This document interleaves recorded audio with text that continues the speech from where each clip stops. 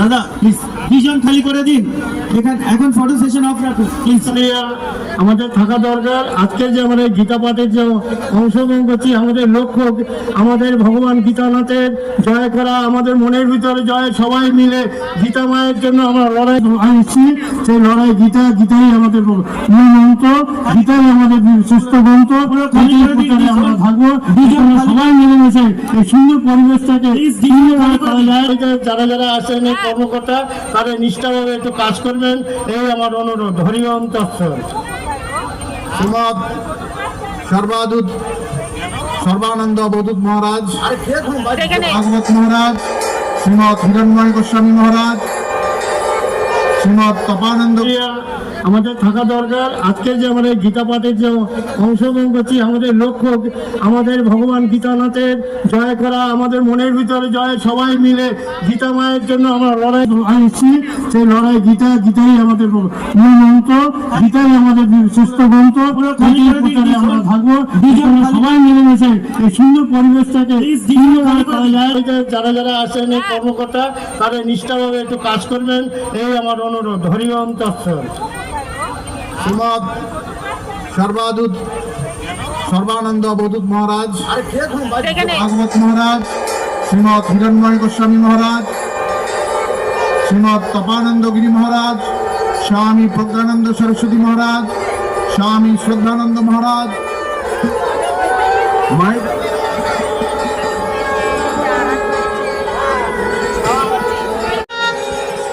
কানেকশনটা হলে বলো, কানেকশন হচ্ছে না, দেখো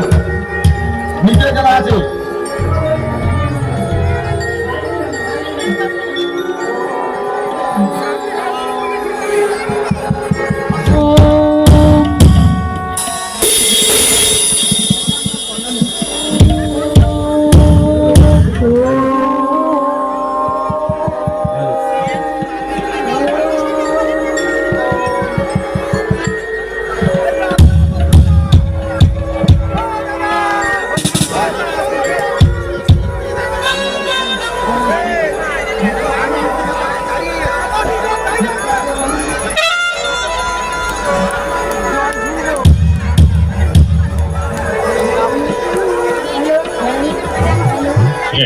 हमारा पिता सदाचारी होता है तो पुत्र भी सदाचारी होता है। हमारा गुरु संत होता है, उसका शिष्य भी संत होता है। इसलिए हमारे देश के राजा को धार्मिक होना चाहिए, तो प्रजा में अपने आप धर्म प्रवेश करता है। बहुत अच्छा लगा आप लोगों के बीच में आकर के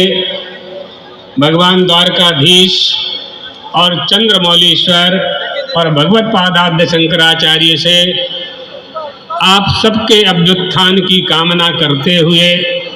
आयोजकों को, श्रोताओं को, दर्शकों को, छोटे से लेकर के बड़े प्रशासन को, शासन प्रशासन सबको शुभाशीर्वाद देते हुए अपनी वाणी को यहीं विश्राम देते हैं।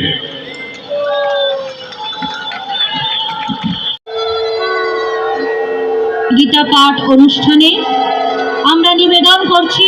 কাজী নজরুল ইসলামের হে পার্থ সারথি বাজাও বাজাও পঞ্চজন্ম শঙ্খ।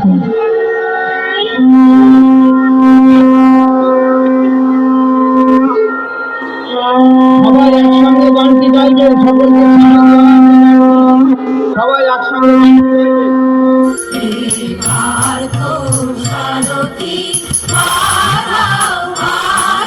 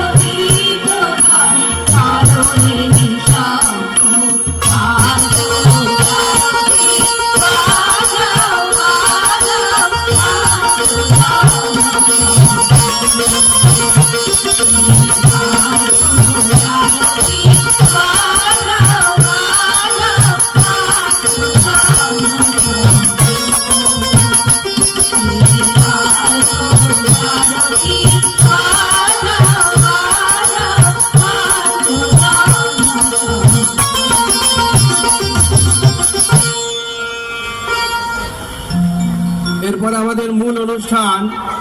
লক্ষ্য কণ্ঠে গীতা পাঠ শুরু হতে চলেছে। সকলকে অনুরোধ করব, যে যেখানে আছে পারেন বসে পড়ুন। করজোরে অনুরোধ করছি, কেউ দাঁড়িয়ে থাকবেন না, কেউ চলাচলি করবেন না। মন্ত্র পাঠ চলার সময় তার মর্যাদা রাখতে হয়, যার জন্য সকলে যে যেখানে আছে পারেন, রাস্তায় বসে আছেন, পাশে বসে আছেন, যে যেখানে আছেন সবাই বসে পড়ুন। সবাই যে যেখানে আছে বসে পড়ুন। অনেকে ব্লকের বাইরে আছেন, রাস্তায় বেরিয়ে গেছেন। আমরা গীতা পাঠ শুরু করছি। প্রথমে আমি গীতা ধ্যান মন্ত্র পাঠ করব, তারপরে প্রথম অধ্যায় থেকে আমরা সমবেতভাবে পাঠ করব।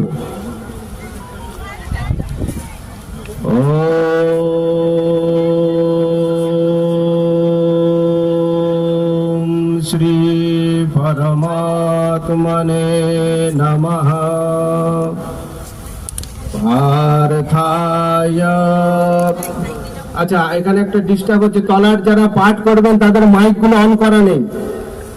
মাইক ম্যানদের বলছি, তলায় যারা পাঠ করবেন তাদের মাইকগুলো যেন অন করে দেওয়া হয়।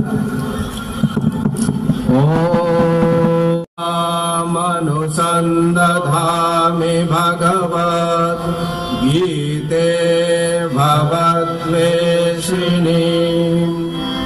আমরা প্রথম অধ্যায়ে পাঠ করব। সকালে ছাপা বইটা প্রথম অধ্যায় খুলবেন।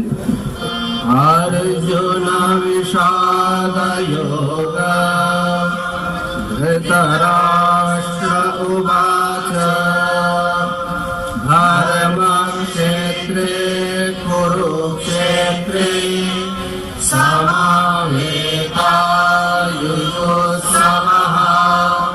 मामकाः पाण्डवाश्चैव इमा पूर्वतः संजय उवाच दृष्ट्वा तु पाण्डवानीकम् घोरं दुर्योधनस्तदा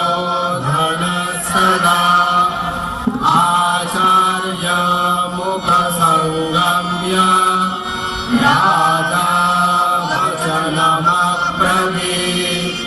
पश्यैतां पाण्डुपुत्राणाम् आचार्य महतीं च न्यूनां द्रुपदपुत्रेण तव शिष्येण धीमता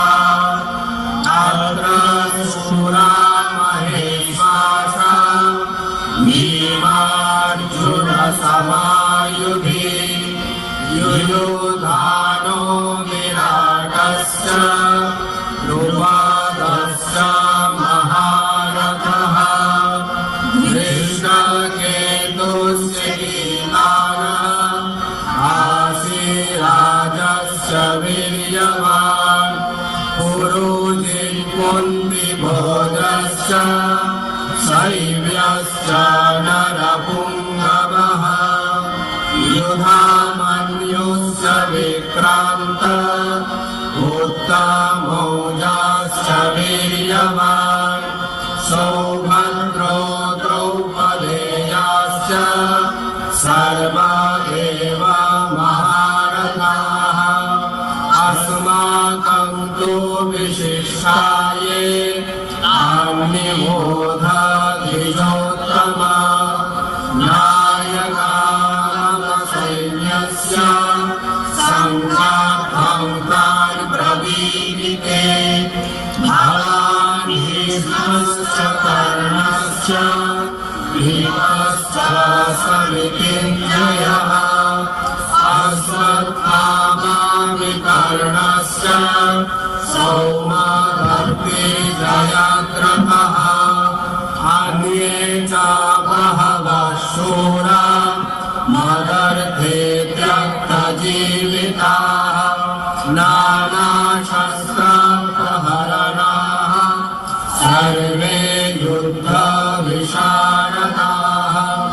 आपर्याप्तं तदस्माकं बलं भीष्माभिरक्षितम् पर्याप्तं त्विदमेतेषां बलं भीमाभिरक्षितम् अयानेषु च सर्वेषु यथा भागमवस्थिताः भीष्ममेवाभिरक्षन्तु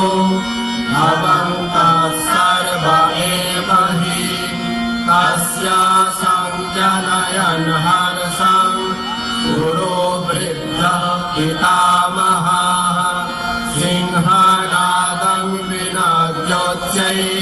शङ्खं दद्मौ प्रतापवान् ततः शङ्खाश्च वीर्यश्च प्रणवानकगोमुखाः सहसैवाभ्यहन्यन्त सशब्दस्तुमुलो भवत् ततः श्वेतैर्हयैर्युक्ते महति स्यन्दने स्थितौ माधवः अर्णवश्चैव दिव्यौ शङ्खौ प्रदद्मतुः पाञ्चजन्यं ऋषिकेशो देवदत्तं धनञ्जयः पौर्णं दद्मौ महाशङ्खं भीमकर्मामृतोदरः अनन्तविजयं राजा कुन्तीपुत्रो युधिष्ठिरः नकुलः सहदेवश्च सुघोषं बलिपुष्पकौ आश्वश्च परमेश्वास शिखण्डी च महारथः दृष्टाद्युम्नो विराटश्च सात्यकिश्च पराजिताः द्रुपदो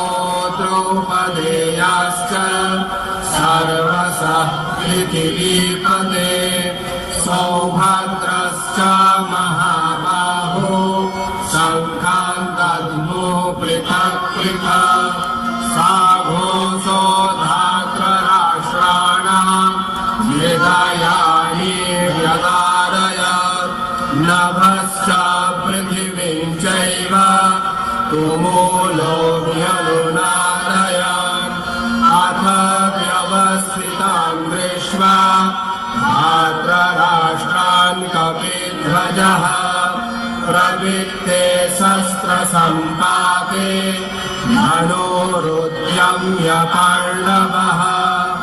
ऋषिकेशं तदा वाक्य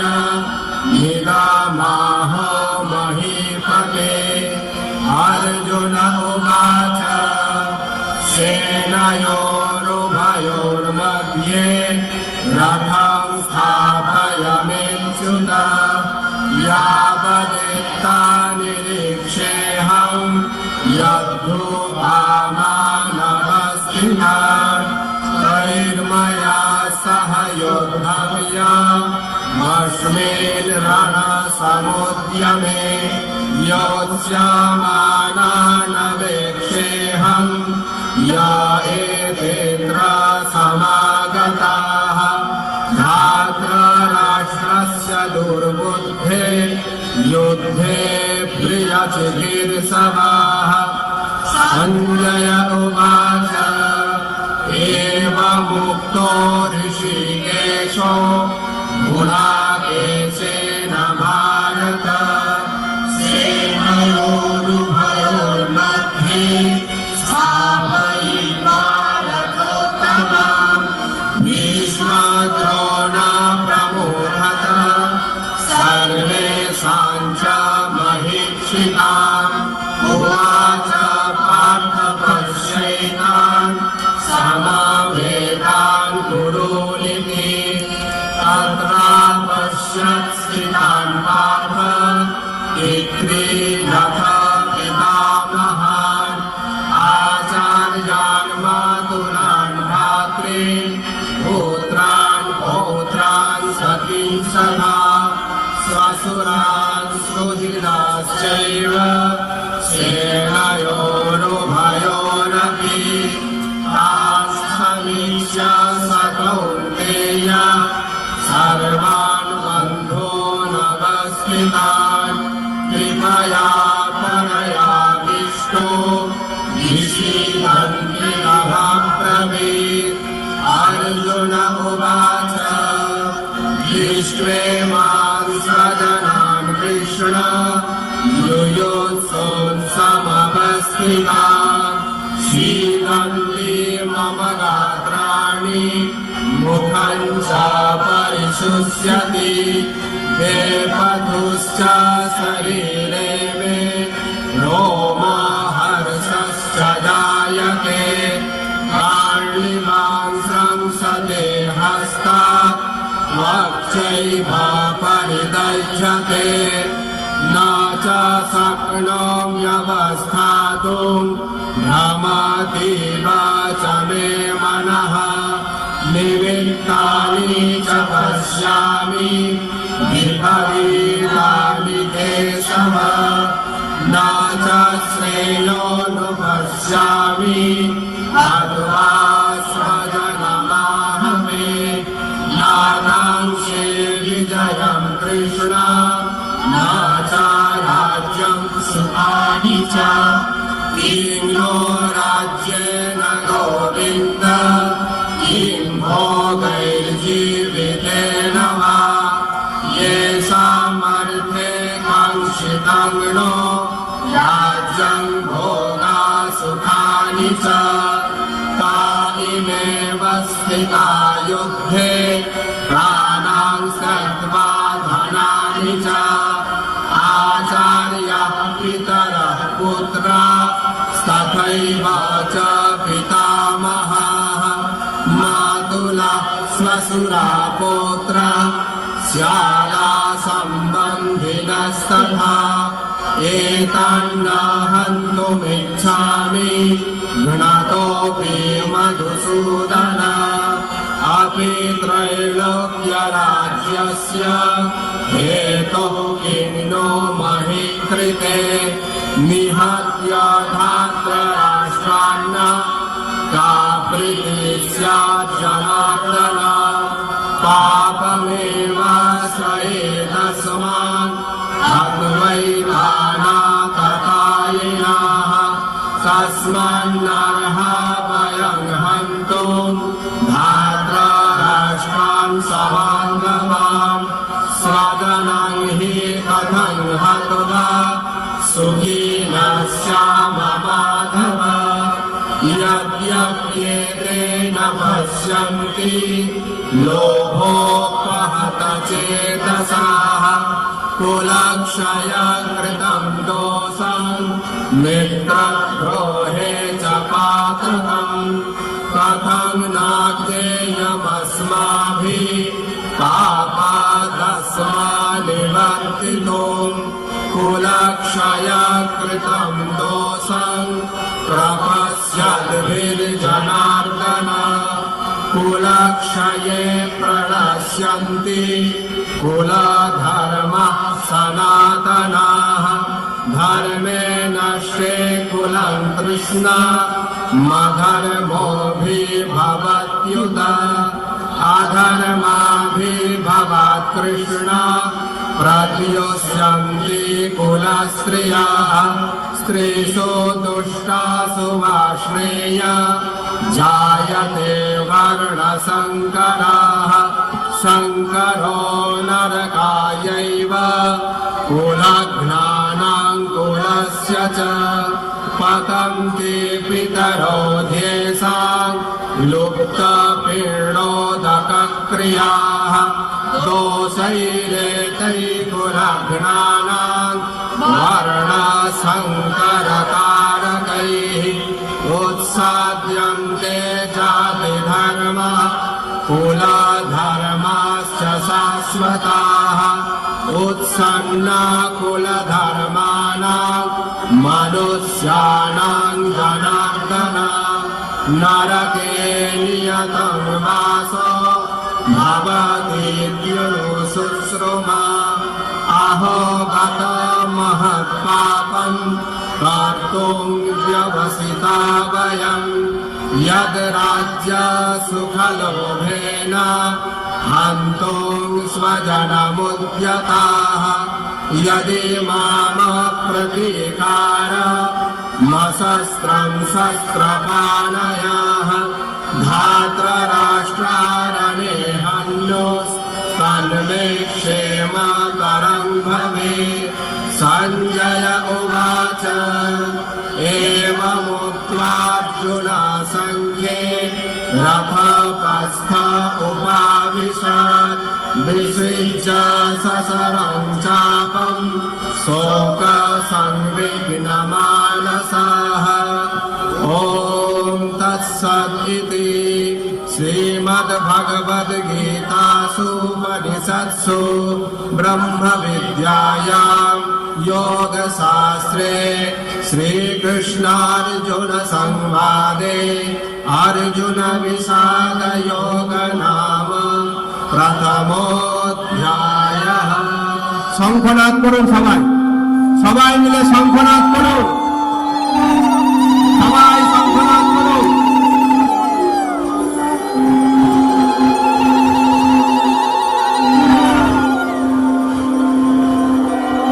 অধ্যায় সাংখ্যযোগ। श्री परमात्मने नमः। अथ द्वितीयोऽध्यायः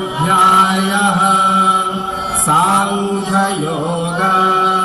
सञ्जय उवाच तं तथा कृपयाविष्टम् अश्रुपूर्णाकुलेक्षणम् विषीदन्तमिदं वाक्यमुवाच मधुसूदनः। श्रीभगवानुवाच कुतस्त्वाकस्मलमिदं विषमे समुपस्थितम् अनार्यजुष्टमस्वर्गम् मकीर्तिकरमर्जुन त्वय्यमास्माकमः पार्थ नैतत्त्वय्योपपद्यते श्रोत्रां हृदयदौर्बल्यं त्यक्तोत्तिष्ठ परन्तप। अर्जुन उवाच कथं भीष्ममहं सङ्ख्ये द्रोणं च मधुसूदन ईशोभिः प्रतियोत्स्यामि पूजार्हावरिषूदन। गुरुन् हत्वा हि महानुभावान् श्रेयो भक्त्युं वैषमपीह लोके हत्वार्थकामांस्तु गुरूनिहैव भुञ्जीय भोगान् रुधिरप्रदिग्धान् न चैतद्विद्मः कतरन्नो गरीयो यद्वाजयेम जनिमानो जयेयुः ज्ञानेन हत्वा न जिजीविषाम सेवस्थिता प्रमुखे धार्तराष्ट्राः कार्पण्यदोषापहतः स्वभावः पृच्छामि त्वां धर्मसम्मूढचेतः यच्छेयस्यां निश्चितं ब्रूहि तन्मे शिष्यस्तेऽहं साधिमां त्वां प्रपन्नां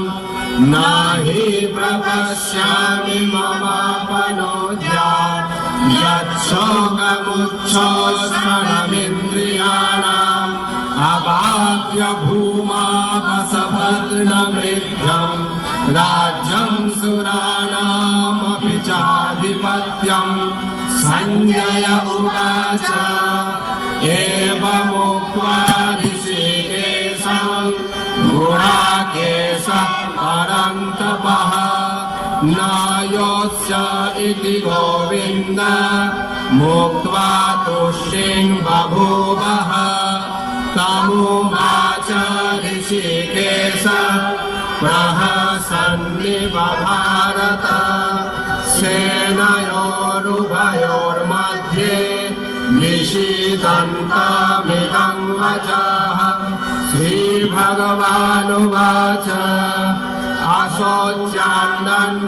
अशोच्यान्नन्वशोचस्त्वं प्रज्ञावादांश्च भाषसे गतासूनगतासूंश्च नानो शोचन्ति पण्डिताः न त्वेवाहं जातु नासं न त्वं देवे जनाधिपाः न चैव न भविष्यामः सर्वे वयमतः परम् देहिनोऽस्मिन् यथा देहे कौमारं यौवनं जना तथा देहान्तरो प्राप्ति धीरस्तत्र न मुह्यति मात्रा स्पर्शस्तु कौन्तेय शीतोष्ण सुख दुःखदाः आगमापायिनो नित्यास्तांस्थितिस्वभारत यं हि न व्यथयन्त्येते पुरुषं पुरुषर्षभा समदुःख सुखं धीरं सोऽमृतत्वाय कल्पते नासतो विद्यते भावो नाभावो विद्यते सतः उभयोरपि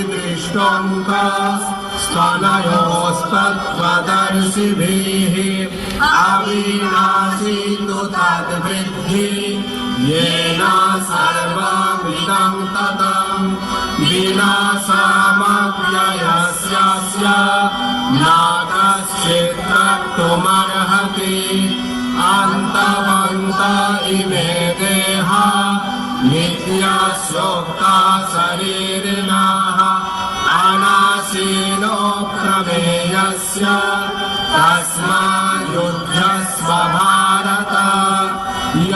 एनं वेत्ति हन्तारं यश्चैनं मन्यते हतम् उभौ तौ न विजानीतो नायं हन्ति न हन्यते न जायते म्रियते वा कदाचित् नायं भूत्वा भविता वा न भूयः अजो नित्यः शाश्वतोऽयं पुराणो न हन्यते हन्यमाने शरीरे मेधाविनाशिनं नित्यं यानेनामजमव्ययम् कथं सः पुरुषः पार्थ गङ्घातयति हन्तिकम् वासांसि जीर्णानि यथा विहाय नवानि गृह्णाति नरोपराणि तथा शरीराणि विहाय जीर्णानि नन्यानि संयाति नवानि देहि नैनं छिन्दन्ति शस्त्राणि नैनं दहति पावकाः न चैनं क्लेदयन्त्यापो न शोषयति मारुतः अच्छेद्योऽयमदाज्योऽय मक्लेद्योषोऽस्य एव च नित्य सर्वगतः सानो रचलोऽयं सनातनः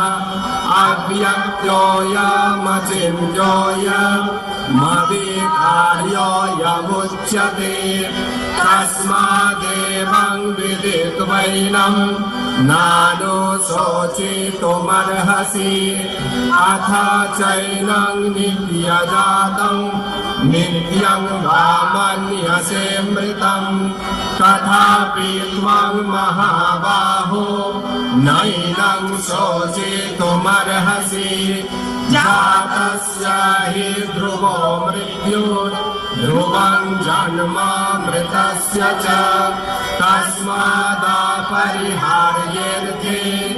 न त्वं शोचितुमर्हसि अव्यक्तादीनि भूतानि व्यक्तमध्यानि भारत अव्यक्तनिधनान्येव तत्र का परिदेवना आश्चर्यवत् पश्यति कश्चिदेन माश्चर्यवत् वदति तथैव चान्यः आश्चर्यवच्चैनमन्यः शृणोति श्रुतुवाप्येनं वेद नश्चैव कश्चित् देहि नित्यमवध्योऽयं देहे सर्वस्य भारत तस्मात् सर्वाणि भूतानि न त्वं शोचितुमर्हसि स्वधर्ममपि चावेक्ष्य न विकम्पितुमर्हसि धर्म्याद्धियुद्धाश्रेयो यत्क्षत्रियस्य न विद्यते यदिच्छया चोपपन्नं स्वर्गद्वारमपावृतं सुखी न क्षत्रिया पार्थ लभन्ते युद्धमीशिषम् अथ चेत्त्वमिमं धन्यं सङ्ग्रामं न करिष्यसि ततः स्वधर्मं कीर्तिं च जित्वा पापमवाप्स्यसि अकीर्तिं चापि भूतानि कथयिष्यन्ति ते व्ययम् सम्भावितस्य च कीर्तिः मरणात् निरीक्ष्यते भयाद्रणादुपरतं मंस्यन्ते त्वां महारथाः येषां च त्वां बहुमतो भूत्वा यास्यसि लाघवम् अवाच्यवादांश्च बहुन् वदिष्यन्ति तवाहिताः निन्दन्तस्तव सामर्थ्यं ततो दुःखतरं नु किम् हतो वा प्राप्स्यसि स्वर्गं जित्वा वा भोक्ष्यसे महिम् तस्मादुत्तिष्ठ कौन्तेय युद्धाय कृतनिश्चयाः समसुखा दुःखे समे कृत्वा लाभालाभौ जयाजयौ ततो युद्धाय युज्यस्व नैवं पापमवाप्स्यसि एषा ते विहिता साङ्ख्ये बुद्धिर्योगे दिमां शृणु बुद्ध्या युक्तो यया पार्थ कर्मबन्धं प्रहास्यसि नेहाभिक्रमनाशोऽस्ति प्रत्यवायो न विद्यते स्वल्पमप्यस्य धर्मस्य त्रायते महतो भयात् व्यवसायात्मिका बुद्धिं रेकेह कुरु नन्दन बहुशाखाह्यनान्ताश्च बुद्धयो व्यवसायिनां यामिमां पुष्पितां वाचं प्रवदन्त्या विपश्चिताः वेदवादरतः पार्थ नान्यदस्तीति वादिनः कामात्मानः स्वर्गपरा जन्म कर्म फलप्रदाम् क्रियाविशेषबहुलां भोगैश्वर्यगतिं प्रति भोगैश्वर्यप्रसक्तानां तया पाहृतचेतसां व्यवसायात्मिका बुद्धिः समाधौ न विधीयते त्रैर्गुण्या विषया वेदा निस्त्रैर्गुण्यो भवर्जुन निर्द्वन्द्वो नित्यसत्त्वस्थो निर्योगक्षेम आत्मवान् यावानर्थ उदपाने सर्वतः संप्लुतोदके तावान् सर्वेषु वेदेषु ब्राह्मणस्याभिजानतः कर्मण्येवाधिकारस्ते मा फलेषु कदाचन मा कर्मफलहेतुर्भूः मा ते सङ्गस्त्वकर्मणि योगस्थ गुरुकर्माणि सङ्गं त्यक्त्वा धनञ्जय सिद्ध्या समो भूत्वा समत्वं योग उच्यते दूरेण ह्यवरं कर्म बुद्धियोगात् धनञ्जय बुद्धौ शरणमन्विच्छ कृपणः फलहेतवः बुद्धियुक्तो जहातीह उभे सुकृता दुष्कृते तस्माद् योगाय युज्यस्व योगः कर्मसु कौशलम् कर्मजं बुद्धियुक्ता हि फलं त्यक्त्वा मनीषिणः जन्मबन्धविनिर्मुक्तः पदं गच्छन् जनामयम् यदा ते मोहकलिलं